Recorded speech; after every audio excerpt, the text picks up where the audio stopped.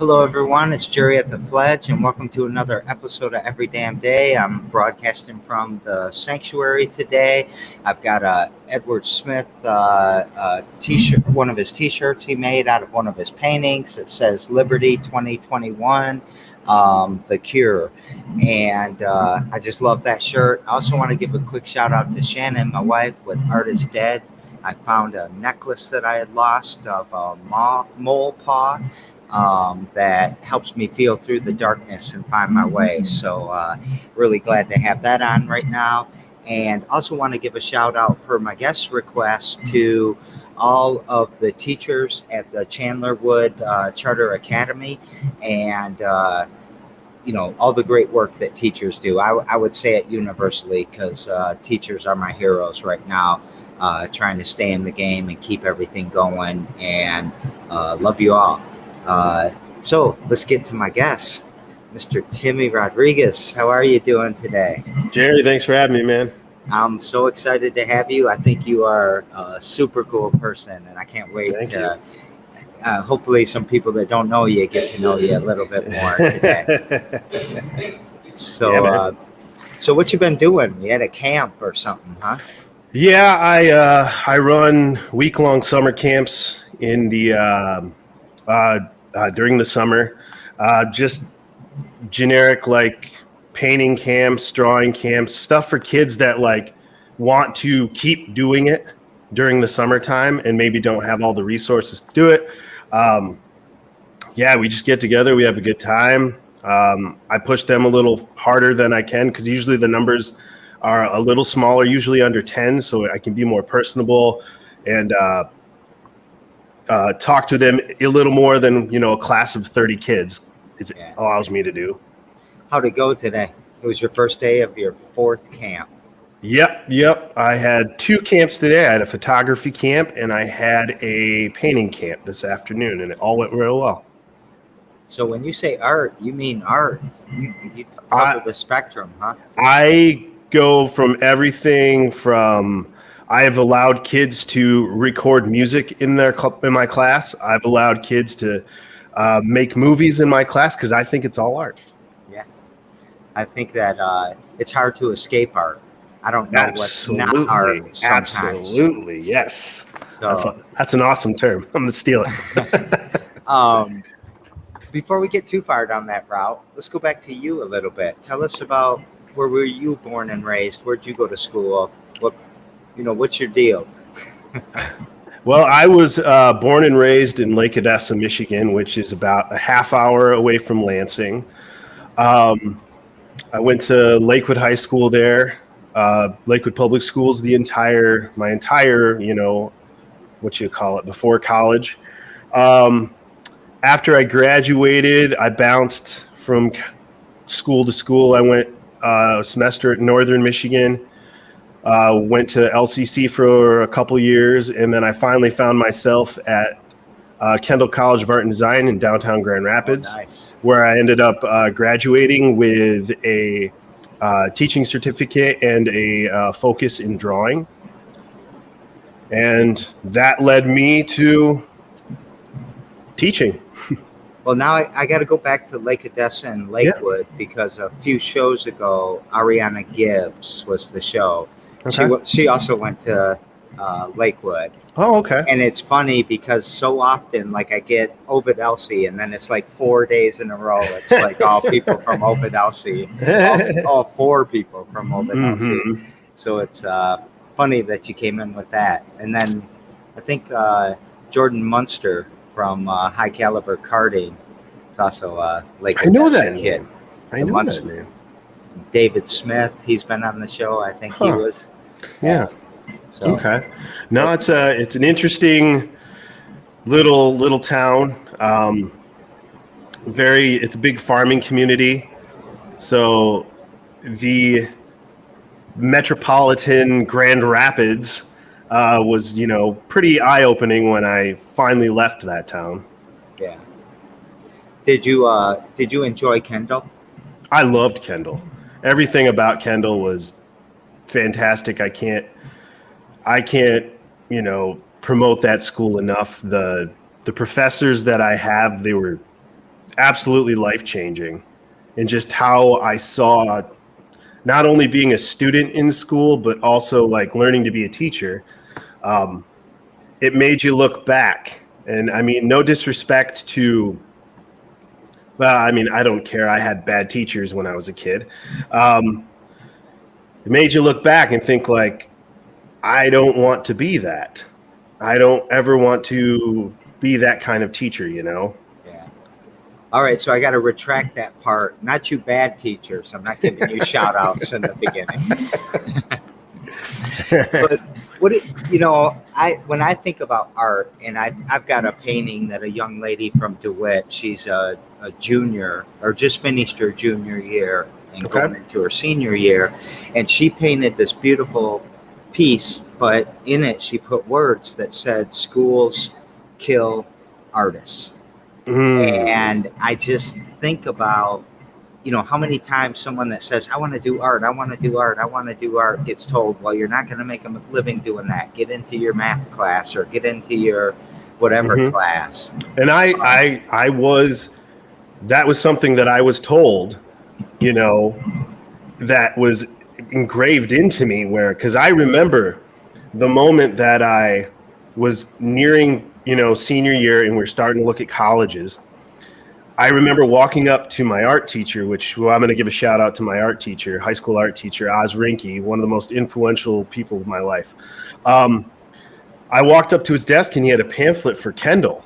And I was just like, art school? That's interesting. And he was just like, you should really check that out.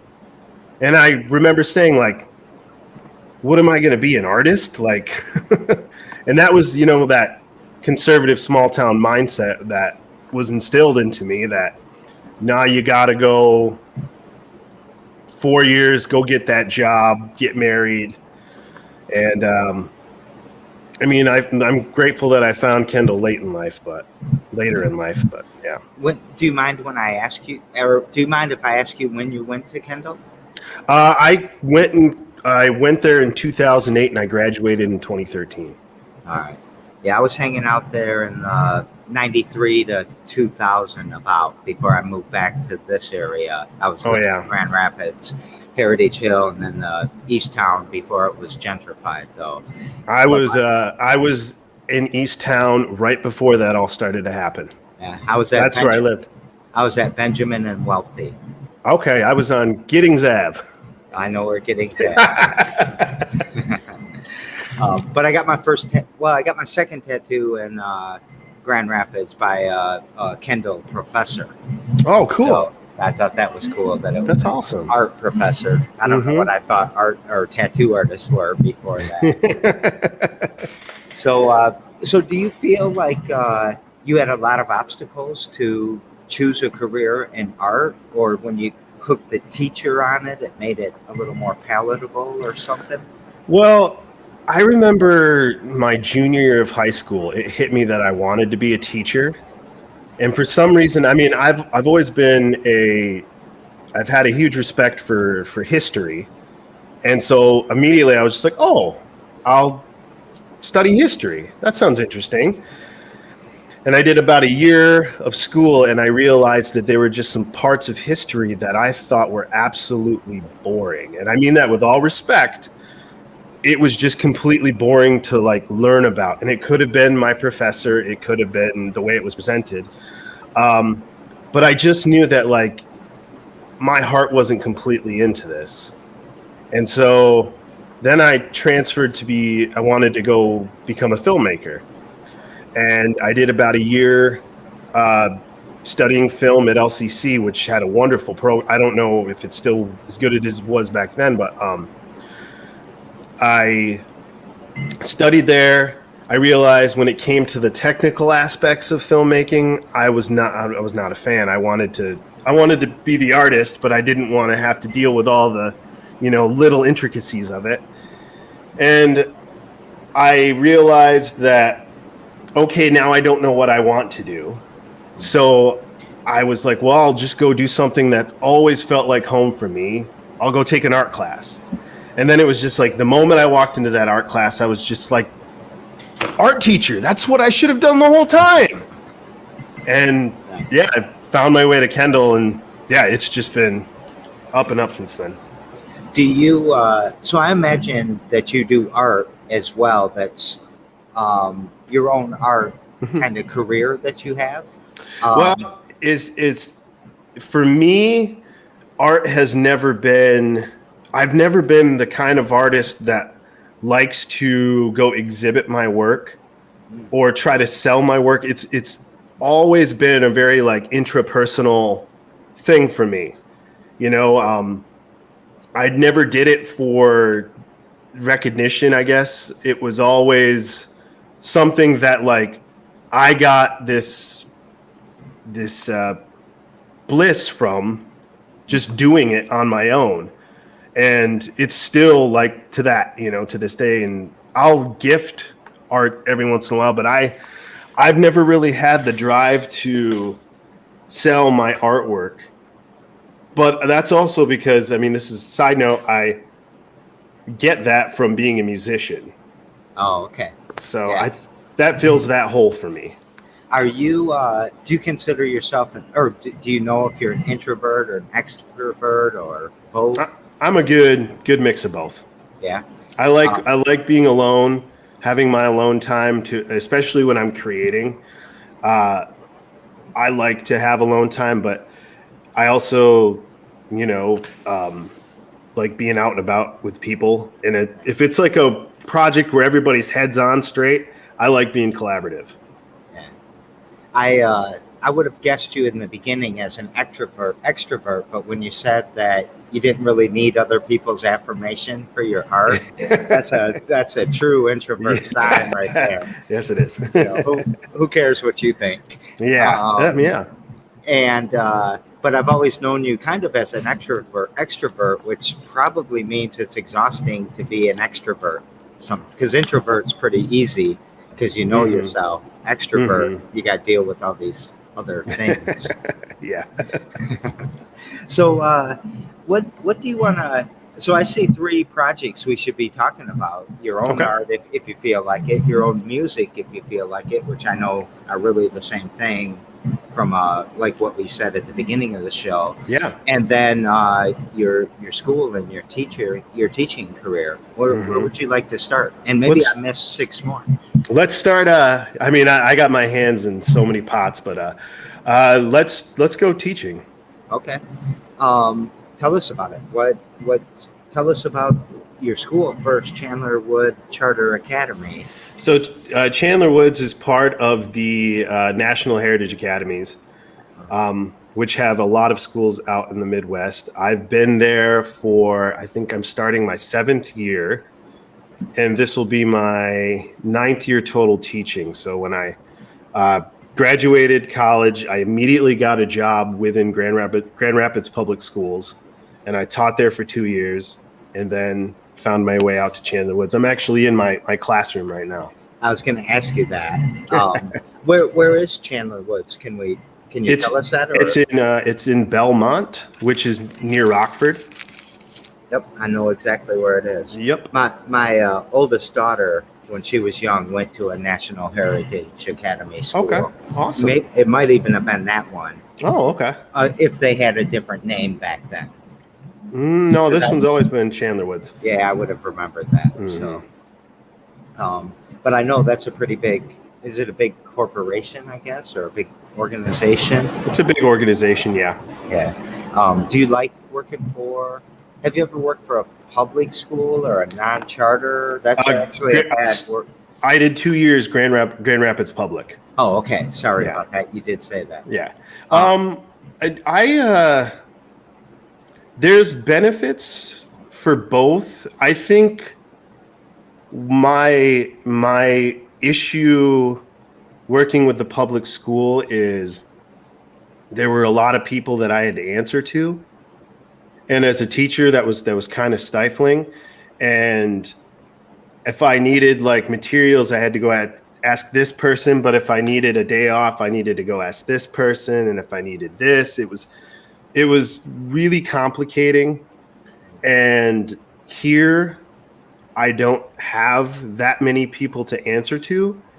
And I work better that way. I'm somebody that would rather just say I'm sorry rather than ask for permission. And this place allowed me to do that. And I've done things that I never thought I could do, you know, as an art teacher here because I've had that avenue and that trust. Is that a conservative school? Because a lot of times charters are also more conservative, I think, than the public schools. Is that true? This is more of it's a public charter. Okay. So it is publicly funded, but we're also chartered by Grand Valley. Okay. And so, I mean, it's a good mix. All right. As I think it should be. So, yeah, I think when I think about art and I think about all of the art that we have around the Fledge, just so many people that have never done art before have just come here, made some, even if they're just slapping paint on the canvas. That's awesome. And it becomes, I don't know, one of my favorite pieces or something that I knew. Right. I saw that spark in that kid's eye. If it was absolutely. a kid. Absolutely. What is it what really drives you about art in teaching? Why isn't it history in teaching? I know that some history was boring, but yeah. I think for me, art has been the only thing, and I say art like music is under that umbrella. That's the only thing that's ever like truly made 100% sense to me my entire life. Like, I had notebooks upon notebooks of just drawings and doodles. And I remember, I would spend hours trying to draw every villain in the Batman universe. I would look at my dad's Beatles and Kiss vinyls and draw them nonstop, Like, to me, there was nothing better than a fresh black marker and white pieces of paper, because it was just like endless possibilities. And I see that in my students, and maybe drawing's not their thing. Okay, well, hey, painting. Oh, you like painting? Good. Hey, sweet. Oh, you don't like that? Well, I got some clay. Let's try that, And so it's just like that challenge to find what sparks that student's creativity. Yeah. How do you evaluate a student? Because schools are a lot about grades and scores and all of that. Is that difficult for you? It is, because yes, a lot of evaluations are driven by the data, the test scores. But for me, it is, I teach kindergarten through 8th grade. And so young fives through 8th grade. So young fives, kindergarten, 1st grade, I'm asking, are they at least holding the pencil right? Are they attempting to do the process the way instructed, And are they getting their hands dirty? Are they getting it and just doing it, I start to get, in 2nd, 3rd, 4th, and 5th, I start to grade a little more project-based. And then middle school, it's all rubric-based. Here's your project. Here are your objectives. Did you meet these objectives? Cool. If you didn't, there's your grade. I am somebody that believes you can turn in, as with art, you can redo it as much as you want. I still have artwork that I haven't finished from college. I have artwork I haven't finished from college too, and that was a hell of a lot longer than yours. Yeah. So, I think sometimes people have this vision that, it's too loosey-goosey, and if you like it, they get an A, or you're way too technical. You're -3 points, kindergartner. You drew outside the line. It is finding that healthy balance, because you want them to push themselves so they can grow as an artist. But you don't want to make them feel bad. And I feel like that is what I saw in my earlier years, was I would try to push them that it would almost discourage them. And so I want them to just feel comfortable more than anything else. And that I find allows them to branch out and try different things. If they're comfortable, they will do it.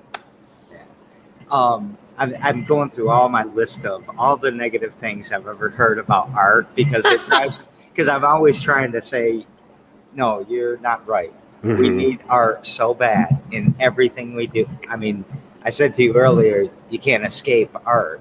Yeah. I can't look anywhere from the design of my microphone. My iPhone has so much style and grace and all that into it.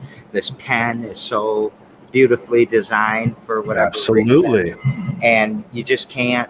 I mean, my keyboard looks this way because of an artist. Mm-hmm. Well,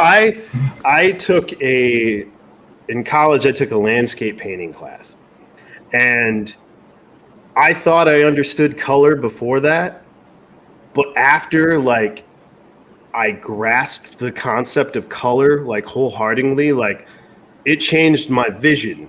Where if I'm driving down the road and I'm going through the trees, I am thinking of the colors that I'm mixing together to get those colors. You know, how would I paint that? How would I get that darker tone of that green right there? Like that is a constant thing in my visual mind right there, is what colors do I see? I got trained in color matching once for an automotive and furniture company I worked for. Okay. And I just wanted to learn how to do it. And I didn't know I could look at purple and see the red. I never knew that until they taught me how to do that. And they just showed me examples until my eye got trained. Yeah. I thought that was such a simple thing for me to learn, but it changed my whole view. You can't unsee it now. Yeah. And that's the fascinating thing about art. It's everywhere. Yeah. I think about people saying, well, it's art. Can't anybody just do what they want? And that's the kind of outside artist, right? That I think you can have that mindset if you have a respect for the basics. And I feel like that's what I'm trying to show these 500 students that I see a week. Like, get the basics down, have an understanding, a respect for the basics. You may not like, for example, I may not like all types of music. I may not enjoy them, but I have a respect for them because they're there for a reason. They're there. Somebody liked them at some point, which inspired somebody else to do this with that. And I look at it the same way, you know. Is there any art that you just hate? So I try not to use hate in that sense because somebody else does appreciate it. All right. But I am not a fan of Jackson Pollock. All right. Yeah. That is one that, like, and I'm open with my students about that stuff. Like we dissect abstract work sometimes, and I'll tell them like, okay, you know, Jackson Pollock, I don't get it, and you know, it laughs because then they can feel like, okay, it's okay, I don't like this, but then I'll show them like a Mark Rothko, and it's like, but this I do like, you know, and yeah. I do wish, you know, I paint a lot. I don't share a lot of them. I got some of them around here, but I really wish I had some training and technique, and that I probably could still do it. I'm still young enough. You can always do that. But I keep saying, you know, when I was a kid, being an author and being an artist, I always thought I'm never going to be in the right mindset until I've experienced life, and so I'll do that in my 60s and my 70s. I mean, there are people out there that have found it. You know, my wife is works at the Kroc Center downtown, and she's the fine arts director there. And she'll run these classes for seniors where they'll come in and they'll have zero experience and like discover a love for watercolor or something like that. And I think that's fantastic. Yeah, that's I love art so much, and you know, for me, it's the meditation, it's the mental health that it gives to me. Absolutely. It's like my gardening. Actually, I actually think gardening is art too. Maybe in the same sense as you, or maybe it's vice versa. Maybe the art is gardening. There's also a science to it, though. To the art? To the gardening. Oh yeah, but also to the art, right? Oh yeah. Oh yeah. Oh yeah. I was talking to someone about making all of their paint from scratch. And cool. how many minerals and elements and flowers and plants you might need to try to do that. It's not like every paint is made from the bush that grows paint colors. Right. That's awesome. So you want to bounce over to music or something for a second? Yeah, whatever. Yeah. Tell us about your music. Oh boy.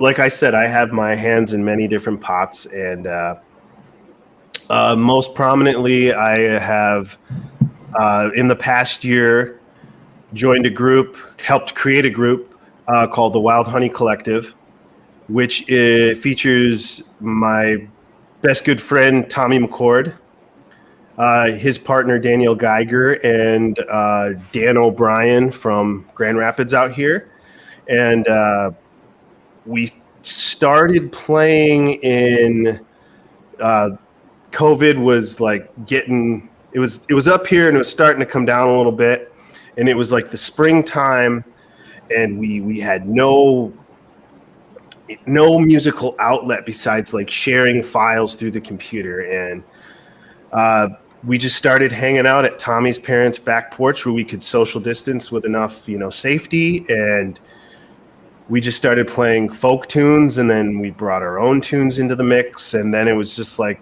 one day we realized, oh, hey, we kind of got something here. And we just kind of went to it. We put out a record that came out in January this year called Wild Honey Collective Volume 1. And if someone wanted to find that, where would they find it? You could find us on all the streaming platforms. We're on Spotify, iTunes, but you can connect with us directly to Facebook. We have an Instagram too.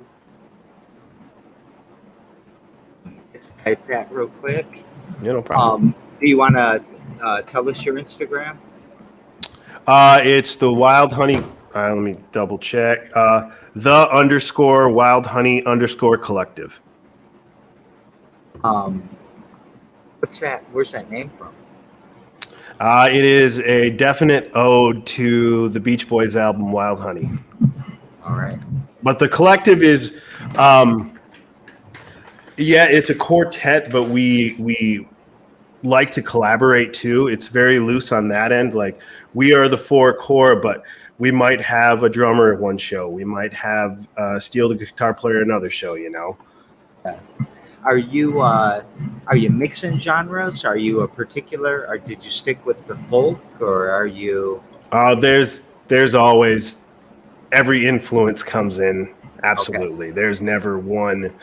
I mean, we're based off of like folk traditionals and stuff like that. But I mean, I write a song, come in, you can tell that I was listening to the Avett Brothers the other day. So is it pretty direct? It's like, I was talking about with my wife, drinking a glass of orange juice. I feel like I can feel the vitamins go into my body. Do you feel that with music? Like, is that, oh shit, that's inspiring me? Yeah. I mean, there's, like I said, when I talked about how I walk around and like, I'm always seeing color. That's just through my eyes. Through my ears, there's always melody going on. Like, my wife can attest to this, to her annoyance, that I will always have a tempo in my head. So like in my head, I'm bouncing my foot to a beat, something like that, or a melody is trickling through my brain as I'm walking through the hall. Like, through my ears, that's another monster itself.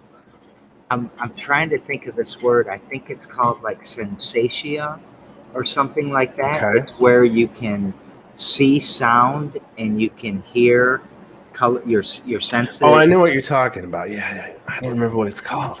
Oh man, I feel like I just read something about that a couple weeks ago. But we know something with, you know what I'm talking Yeah, about. yeah. Do you ever do that? I've done it a few times, but that was preceded by something else. I mean, I feel like it might be subconsciously a little bit, you know? I can't synesthesia. Synesthesia. There you go. Thank you, Kimberly Levon. And she actually is one of the people I think about a lot when I talk about technical art. Oh, good. Because she's had so much training and she's so good at what she does and whatever she does. Right. And so I always, I like to have Discord with Kimberly about outside artists first. Trained artists. Yeah. So, but here's the definition of it, so we can put that up. So, a neurological condition in which information meant to stimulate one of your senses stimulates several of your senses. So, I love that a lot. Oh yeah. That I mean, one of the basis. I mean, this is going back to education right here. One of my biggest foundations as a teacher is, I don't know if you're familiar with Howard Gardner's multiple intelligences. Yes. Okay, so that right there, that I think of that right there when I saw that definition was, I'm somebody that I'm a visual learner, I'm an auditory learner, I am experiential, I have to do it in order to have it retain, stuff like that. So that made me think of that, even though it's kind of like it. So we talked about art, talk about music. I think you're trying to bring I don't know how to say it now because I'm trying to combine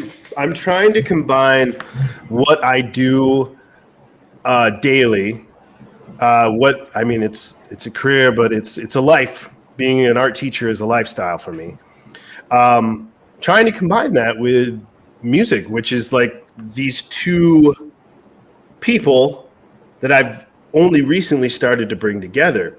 And it was formed by this crazy year that we had, this crazy school year of going virtual and being hybrid, and I would have to teach through a computer. And I'm somebody that has to be there, be in the thick of it. I got to smell it. I got to see it, And we were forced to teach behind, and many teachers we were forced to teach behind a computer screen. And to me, that was not entertaining enough. And so what I did is I started to film my lessons. And I didn't do it where I'm just like, okay, here's my camera, here's my thing, and I just do everything in one shot. I recorded what was called the Mr. Rodriguez Show. And I would do grade level assignments, particularly made for these classes, for these grades. And I would do little things like, reoccurring bits, or I would have cold opens where it was just something to bring the entertainment. For example, anytime I was doing a lesson where I was coloring with a crayon, my crayon would break. And then it would just the show would pause and I'd be like, I broke another crayon. And so it became like this bit where if I was doing it when we actually had the students in the class, I'd break a crayon and the kids would be like, oh, you broke a crayon. Oh, no, he's going to get so mad. And that was just a different way for me to engage, because I felt like I maybe taught one or two lessons where it was just me and a board and a camera. And I was just like, I can't feel like I can give it what these students deserve. I got to find a way to be more engaging. Yeah. Do you think the history teachers were that creative in their approach to the learning? See, I think the difference there, though, is it can be delivered factually. You can say, okay, together we're going to look at this textbook and we're going to go through. To me, that's a very easy way to do it through the screen right there. You still feel like you're a part of the class.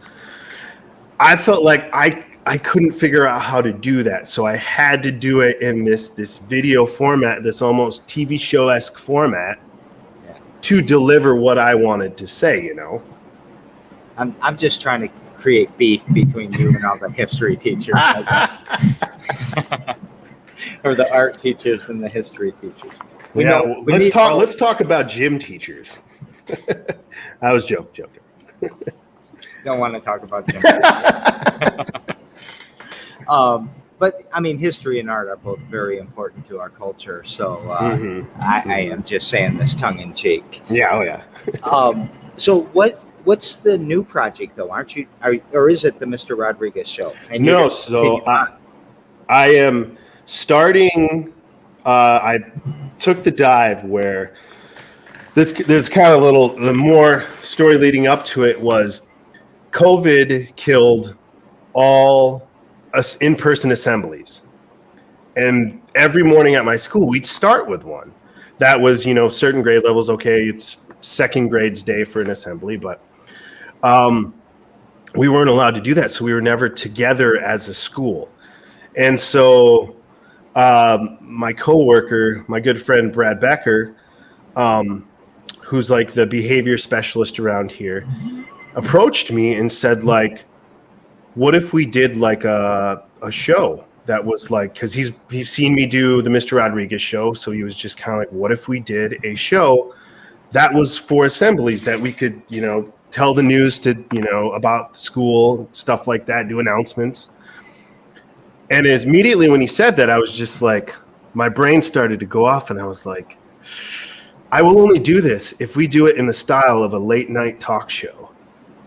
And then we created what was called the CW Morning Show, where once a month we put this morning show out, and it kind of became its own thing. We started to have reoccurring bits, and I would make commercials for classrooms, stuff like that. And then at the very end, I wanted to write a song that me and Mr. Becker were going to perform.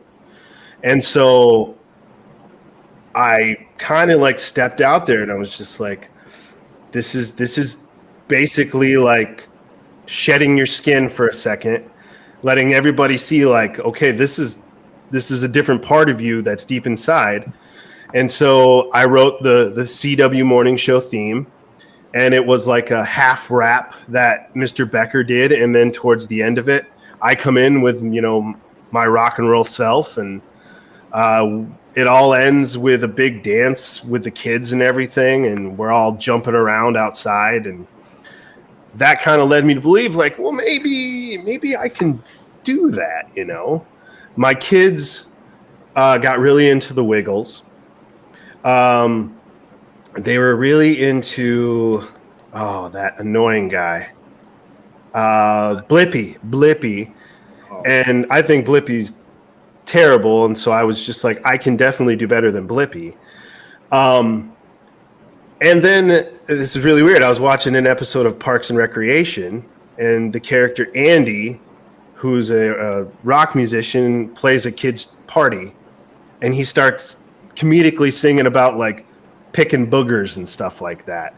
And I was just like, I think I could do something like that where I can be like, because I'm a silly teacher. I like to be out and, have jovial laughs. So I'm thinking, how can I combine this? What's a good challenge? Oh, I'll write songs about art, but it'll be like slight comedic tone. And so what I want to do to present this, the Mr. Rodriguez rock and roll super, it's big long title that I've made an ode to Sgt. Pepper Lonely Heart Club Band with this title. But there was a vaudeville band in Grand Rapids that traveled around in the 90s that I cannot remember their name right now. I was good friends with them. But when I read that name, I was thinking, because it was Mr. Hart and the Lonely something, blah, blah, blah. And I was like, this is freaking cool. I hope people kind of get it. And I wanted to make the super long title. It's like Mr. Rodriguez and the Rock and Roll Super Cool Art Show Band.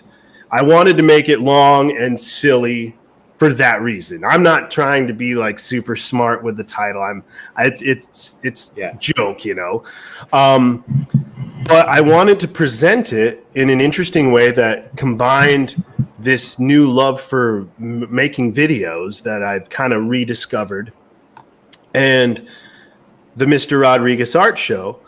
And so what I'm going to do is I have 6 songs that I've written for it, and I'm going to film music videos for each of them, and then I'm going to debut them in a special episode of the Mr. Rodriguez Show that I come to the art room in the summertime and have conversations with my tools and, you know, art supplies. Like there's a song that I wrote called Paint Party.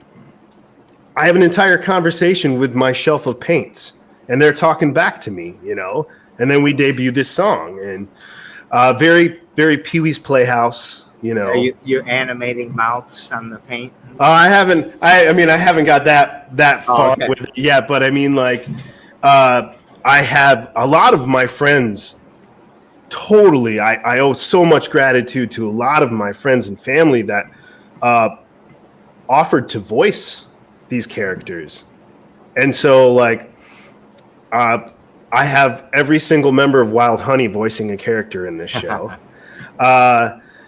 I have my cousins, my brother, my sister-in-law, my wife is going to sing with me in a song, like, and it's just this different collective together.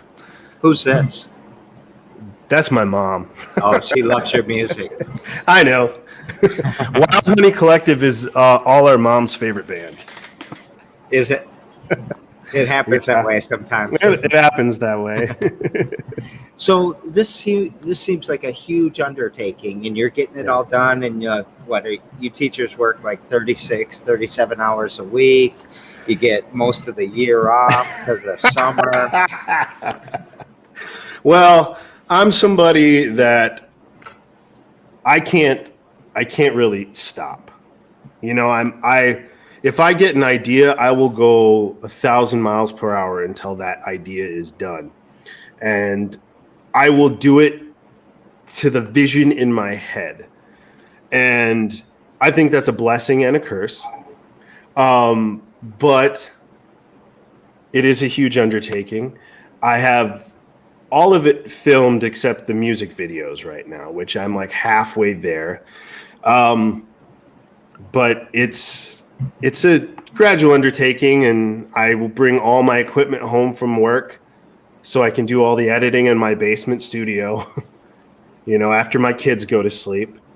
And then, yeah, I'm hoping to get it out mid-August. Well, I loved Pee-wee's Playhouse. Just Me too. Put that out there. Yeah.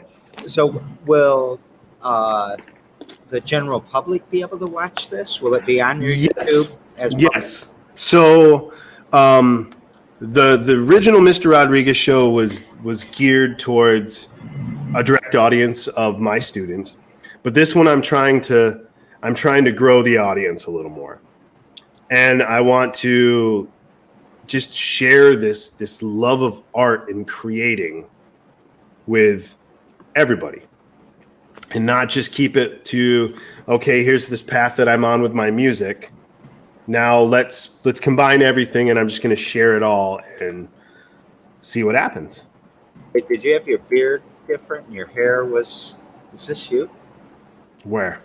Is it like Mr. Rodriguez show, episode 5, kindergarten? Yep. All right, I got it. Yep, those are so I started at the beginning of last year when my hair was shorter, and my hair was I had a much bigger beard back then, but yeah, no, that is all the year's work right there. So there's the channel. I wanted to put that out for everyone to go check it out. I'm subscribing right now. Sweet, and that's the channel that this will be released on. Okay, awesome. What anything else we forgot to talk about? We we got your music site out there so people can go check out your music. Now we got your YouTube channel. Anything else? I wanted to just basically promote like what I do and why I'm doing it, and how art to me has, like I said earlier, is the only thing that's ever made sense.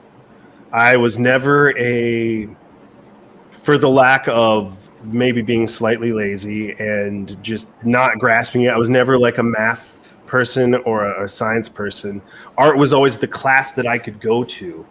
And I was fortunate enough to have art teachers that saw that and embraced it and set me off on these, I remember my high school art teacher, the best advice he ever gave me was, I did a painting of these stick figures that were kind of like dancing around. It was just like I was doing a mindless painting, just trying to see what sticks.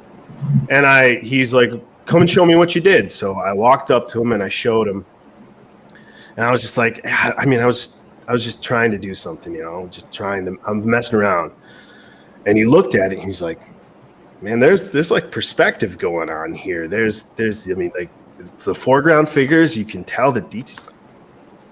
Dude, it's art. You're thinking too hard about it.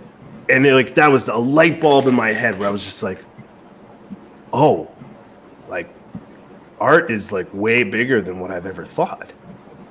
And so every single day that I go to work, I think of that and how I want to show my students, my school community, that art is way bigger than what you can imagine. It's not just coloring with crayons. It's not painting a painting and making it look exactly like the picture. It's a mindset, that anybody can be. It's all inclusive. Everybody can do it. It's really, I'm a mathematician. I think about statistics all the time, and people think statistics is always this number crunching, right? To me, it's a way of communicating a large sum of data into information that people can digest without having to memorize all of the data. Right. And to me, that is just a small subset of art. Art is about expressing yourself in ways that maybe you can get if you speak Spanish and I only speak English, maybe we can point at something that we both understand. Yeah. Right. And it gets, Spanish and English seem pretty close, at least here in America. But whether it's someone who's deaf, or whether it's someone who's blind, or whether it's someone who is from a completely different culture, it's a way for us to come together around it. It's completely universal. So I find you to be a hero. Well, thank you. Keeping art in the classroom, and you're keeping artists, at least people thinking it's a possibility. It's a real possibility. And I want to hopefully, there's a burnt out art teacher out there that is just looking for a new way or something to reignite, like I want to hopefully show somebody like, hey, like we can go about it a different way, because there's nothing worse than a burnt out teacher. A burnt out, tired, checked out teacher. That's what I'm saying. So I'm just hoping that somebody can see like, okay, I'm doing these different things in my art classroom. Maybe I could give that a shot, I don't know if you answered it, but I'm going to ask again anyways. What's something you do every damn day to push your mission forward? Was it the part of coming into school, wanting to be that? That's a big part of it. I am extremely fortunate enough to be surrounded by some of the best teachers that and I'm not just saying that to like promote my school. There are teachers that I work with that have that same mindset of, okay, a school is not about you being a singular teacher. Okay. You work at a place where collectively you are helping these students get from step to step. And that takes an entire team. That takes a village to do that. And so when I come to school, I am daily just inspired by some of my coworkers.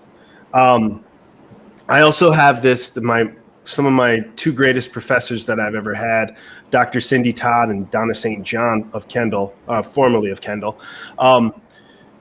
I still feel like every day that I'm teaching, they might pop in to do an observation. And so I just want to be on guard, I would hate for them to come in and be like, I know you're phoning this one in, Yeah.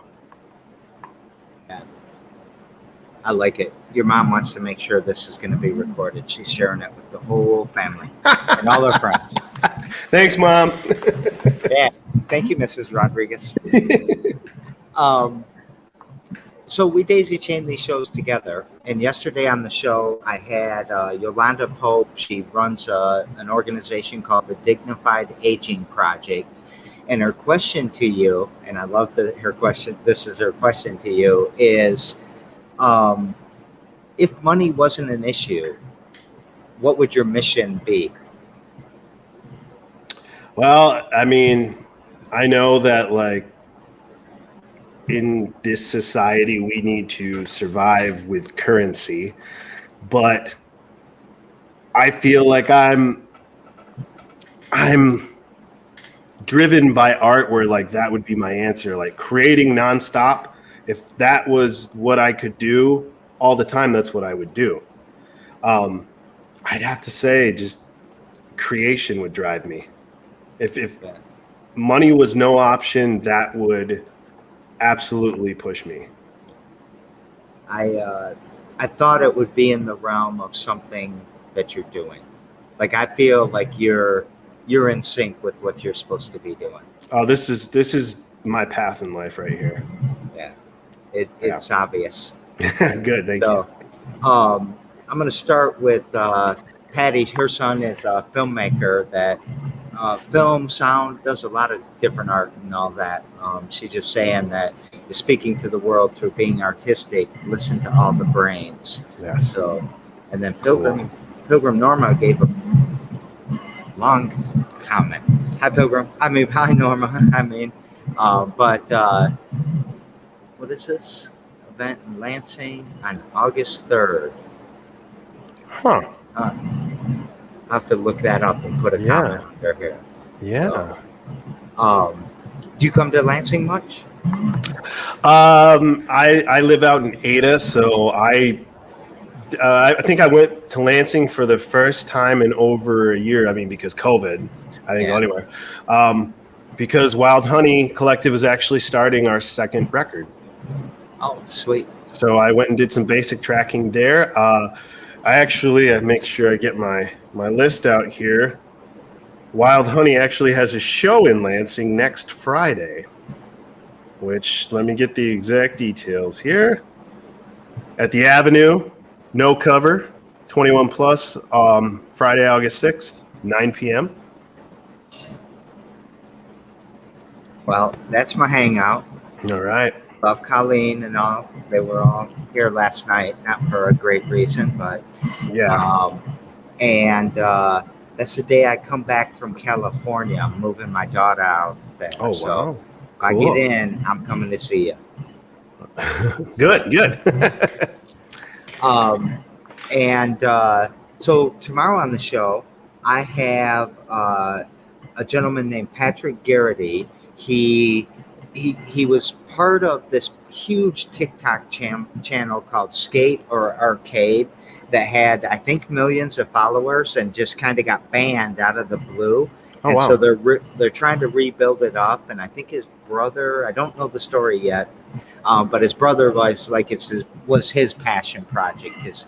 And it kind of all got wiped out. They built a whole business around it. So I'm going to try to figure that out and see what that's all about. But he's also into crypto and software and a bunch of other things. What question would you like me to pass on to him? I'm somebody that is a lot of my conversations, and the gym teacher at the school can attest to that. it goes with what's your top 3 favorite this, top 3 favorite that. And it's a good discussion, conversation maker. So my question to him is, what is his top 3 favorite movies? Yeah, I think he's going to like that. But I don't really know this guy. But he's so eclectic. I think he's going to have that should be a good answer then. He should give a good answer then, yeah. Yeah. What about you? Top 3? Yeah. Godfather, number 1. Pulp Fiction, number 2. Godfather Part 2 / Goodfellas. I'm a mob movie fan. I love all 4 of those movies. Yep. And, I always get nervous answering these questions because it's usually some, it's like some music stop at the Avenue that knows everything. Oh, and it's going to tell me why I'm wrong as soon as I... But I love those movies. I tend to put like Natural Born Killers in there sometimes because I just love the cinema and the unexpectedness of all of it. Right. So yeah. I love that question. Happiness, sadness, joy, hope, or love. Which word or words would you like to talk about? Love. Love. So it's a rare word that has been chosen because we just added it 4 shows ago. Okay. Because a bunch of serendipitous stuff happened. So I don't have... Why did you pick love? I mean, that's the whole, basis driving point of life, I feel like, is love your friends, love your family, love strangers. I think that's important. I think that drives who I am as a person because, I mean, to me, there's nothing worse than like a condescending snob or somebody that always thinks they're right. And because they can't see out of their own head. And I think love helps you maybe see around it, or maybe love just, you know what? That guy's not worth my time. I'm not going to let him bother me too bad. And then, he's all right, but I'm just going to keep my distance, that's just where my head goes with love, I guess. Yeah. I definitely last night, as I think we had a memorial for Becky, who we lost to suicide about 10 days ago. Yeah, I didn't know Becky, but I know a lot of my friends out in Lansing were, affected by that. And I think the thing, you walk away from events like that with love. That is the thing. We have to love each other more. Yeah, absolutely. Yeah. I'm happy you picked that word. Well, thanks for coming on the show. I really appreciate it. And I mean, I know teachers are busy and you sound even busier. I mean, my wife's a teacher and it's a job you gotta, especially if you're not burnt out and you do care and you are still checked in. You just want to go, you have to go that extra mile. Yeah. You don't have a choice. You can't let these kids down. No, you can't. Yeah, and they know that you're checked out. Yeah. I look back and one of the worst moments ever as being a student was in a geometry class. And I had a question, just a simple question about the homework. And I walked up and the teacher was, back to me on the board. And I was just like, hey, excuse me, can I have some help with this question? And he turned around and he said, the answers are in the back of the book. And I was thinking like, but I know the answer's there. I need to know how to get to the answer. And at that point I was just like, screw you, man. I'm going to go sit down and I'm going to check out for the rest of the semester. I'm going to take my F. I'll retake it with a different teacher. And I remember when I had to go retake the class, we had to have a math teacher sign it on that, this is the reason. And I refused to go to that teacher. I was like, I'm done with him. And I went to the other math teacher who I had like earlier in high school. And I walked up to him and I said, I need you to sign this. And he goes, for geometry, like you're going to be a senior next year. And I was like, yeah, I know. I had some struggles. And then I was just like, I was very open with him. And I was just like, I didn't care for his teaching style, And he took the paper and he signed it. And he looked up at me and he goes, you're going to do a lot better next year, all right? I can tell. And like, that was all I needed, was just somebody to say like, hey, you got this. I believe in you. Not go check the answers at the back of the book. And that was so pivotal in just like, I never want to be that as a teacher. I never want to tell the kids, oh, just go check the answers at the back of the book, even though I don't have textbooks, but you know what I mean. Yeah. So I think you're amazing. You're Thank my you. hero for two reasons, because you're a teacher, but also because you're a creative and you're teaching other people to be creatives. I think it's so incredibly important. I got a quote downstairs from Einstein, or a big poster, I guess a real world meme, that says imagination is more important than knowledge. And I believe that it's infinite. Yeah. You can go anywhere with information or with imagination. I like to, so my classroom quote is actually from the great Doc Brown of Back to the Future, where I say, roads, where we're going, we don't need roads. And that is plastered right in my room. And the kids ask about it. And I say, we don't need roads where we're going. Art doesn't need that. I love it. Is that what you'd like to take us out with? Should have asked that. Yes. Was a good thing. Yes. I will end this interview with a Dr. Emmett Brown quote. Where we're going, we don't need roads. Yes. I love it. And thanks for commenting, David. But I didn't get a chance to put that up there, but I'm going to do it anyways. Art is never finished. It's only abandoned. Do you know who said that? I don't know who said that. You said it, David. That's who said it. Thank you so very much for being on the show. Thank you, Jerry. All right. This is a pretty cool thing you're doing here. Well, thank you. Very cool thing you're doing there, though. So, all right, everyone. Tomorrow at 2, every damn day, and I will see you later. Stick with me for 1 sec, Timmy.